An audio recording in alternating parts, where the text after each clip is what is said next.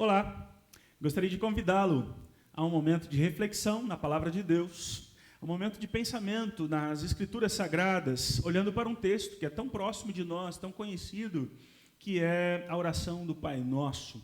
Mateus, no Evangelho segundo Mateus, capítulo 6, dos versículos 9 seguinte. A palavra do Senhor diz: portanto, orem assim: Pai nosso que estás no céu, santificado seja o teu nome, venha o teu reino, seja feita a tua vontade, assim na terra como no céu. O pão nosso de cada dia dá-nos hoje, e perdoa-nos as nossas dívidas, assim como nós também perdoamos aos nossos devedores. E não nos deixes cair em tentação, mas livra-nos do mal, pois teu é o reino, o poder e a glória para sempre. Amém.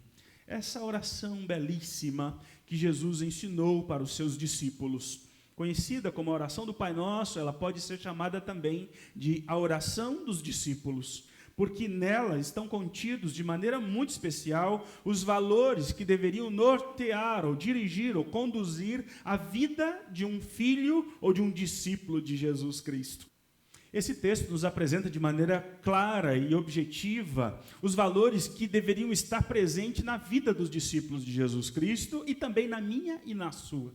Ele tem uma estrutura tão bela, tão especial, que nos ajuda, em primeiro lugar, a olhar para os valores ou os desejos do coração de Deus. Esse texto, ou essa oração do Pai Nosso, ela não foi pensada para ser usada de maneira repetitiva, de maneira alguma. Ele se dirige a um pai. E se é um pai, ele exige proximidade, vínculo, diálogo constante. Não como um Deus pagão que deveria ser vencido na canseira, ou na insistência, ou na perturbação, de modo algum. É fruto do coração de um filho, mas de um filho adulto, que já conhece o seu pai, que já tem a sua independência, mas mesmo assim vive a sua vida na presença do pai, entendendo a autoridade e a glória do pai e a importância dessa vivência com o seu pai. Então, a oração do Pai Nosso, basicamente, nos ajuda a olhar para o coração de Deus, os valores que estão presentes lá e que nos ajudam a olhar para o nosso coração. A oração do Pai Nosso, basicamente, diz para nós sobre os desejos do coração de Deus, sobre o reino de Deus e sobre a vontade de Deus. O nome de Deus, o reino de Deus e a vontade de Deus. Esse tripé deve estar bem claro na nossa oração. Quem é o Deus? E aqui nós aprendemos que oração não é o tempo de oração, não é nem aquilo que falamos para Deus, mas com quem falamos. E falamos com Deus, com o nosso Pai, então nós podemos ser sinceros e transparentes na sua presença e precisamos olhar para o reino de Deus, a obra de Deus no mundo, o poder absoluto de Deus sobre tudo e todos, e para a vontade de Deus que deve ser estabelecida no mundo e na nossa vida também.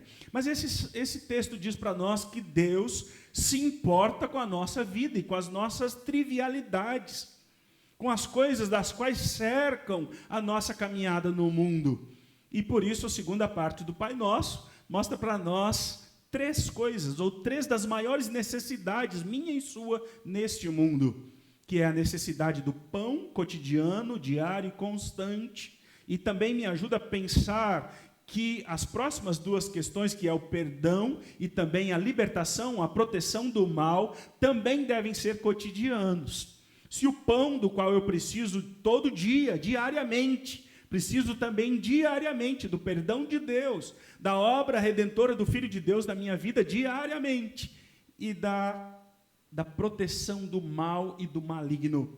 Vivemos num mundo mau, cercado por tanta maldade, e essa oração nos ajuda a afinar ou tornar em harmonia a nossa vida ao coração do Deus que nós servimos. Deus abençoe sua vida, uma excelente semana debaixo dos cuidados do nosso Deus.